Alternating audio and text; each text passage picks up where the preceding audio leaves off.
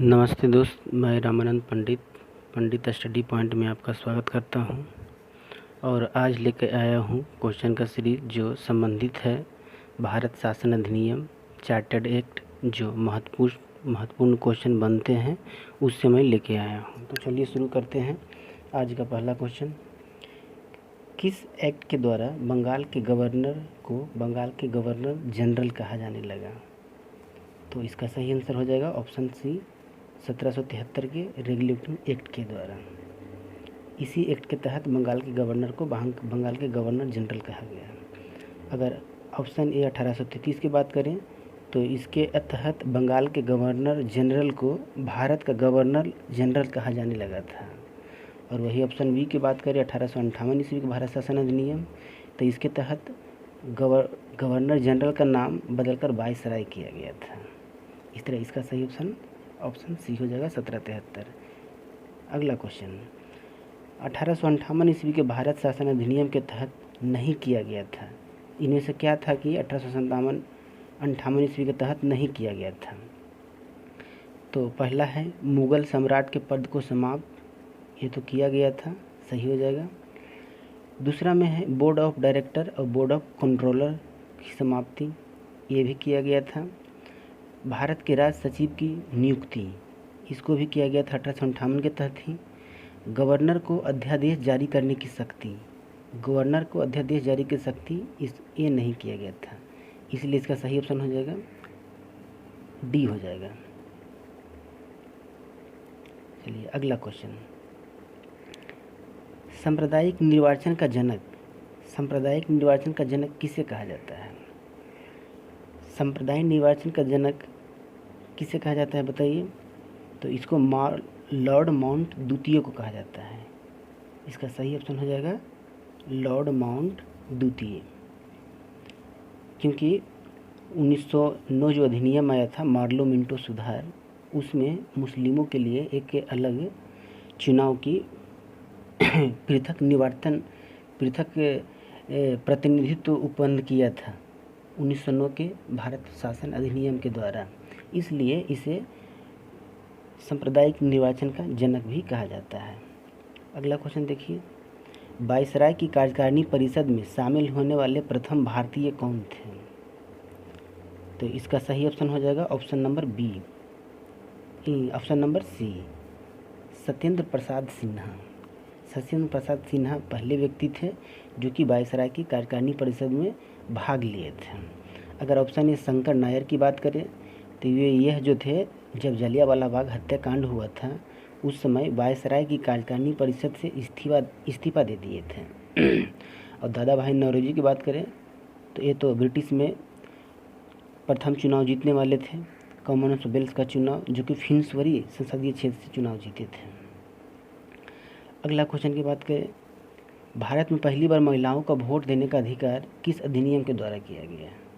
तो इसका सही आंसर हो जाएगा ऑप्शन सी, 1919, भारत शासन अधिनियम 1919।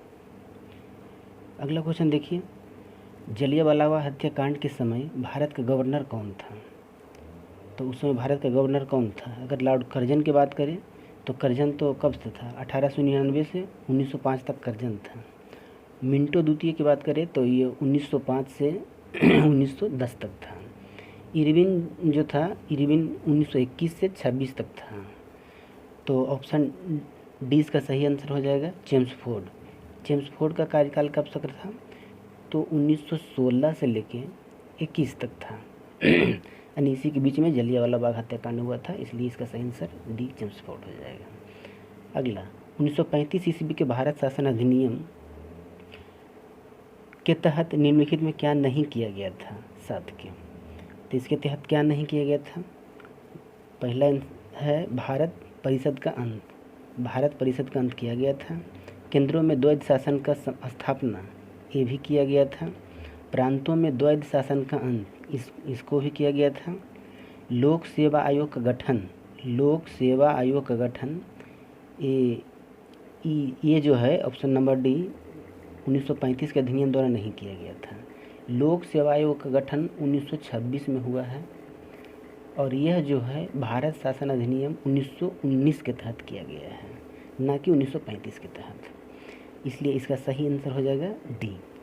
अगला क्वेश्चन, प्रांतों में द्वैध शासन प्रणाली के जनक किसे कहा जाता है? प्रांतों में द्वैध शासन प्रणाली, तो इसका सही आंसर हो जाएगा लियोन्स कार्टियस।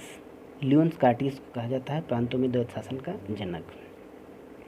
अगला क्वेश्चन, कब ईस्ट इंडिया कंपनी को औपचारिक रूप से भंग कर दिया गया था? औपचारिक रूप से भंग कब किया गया? तो इसका सही आंसर हो जाएगा ऑप्शन ए। ऑप्शन ए में है 1884, यानी 1 जनवरी 1884 को 1873 के अधिनियम द्वारा इसको बंद किया गया था, यानी औपचारिक रूप से ईस्ट इंडिया कंपनी को भंग किया गया था 1 जनवरी 1884 को। अगला क्वेश्चन देखिए 10वां, किस अधिनियम द्वारा पृथक निर्वाचन सिद्धांत को विस्तार किया गया? पृथक निर्वाचन को विस्तार किया गया था 1919, यानी भारत शासन अधिनियम 1919। और एक सांप्रदायिक निर्वाचन पद्धति का विस्तार 1935 में भी किया गया है, जो कि 1935 में लाया गया था। तो इसके अनुसार हो जाएगा 1919 भारत शासन अधिनियम 1919। अगला क्वेश्चन, किस अधिनियम एक्ट के द्वारा बोर्ड ऑफ डायरेक्टर और बोर्ड ऑफ कंट्रोलर को समाप्त किया गया? तो किसके तहत किया गया था? तो 1858 ईस्वी। 1858 ईस्वी के तहत इसको समाप्त किया गया था। जबकि ऑप्शन ए देखिए 1784 पिट्स इंडिया एक्ट, तो इसके तहत लाया गया था।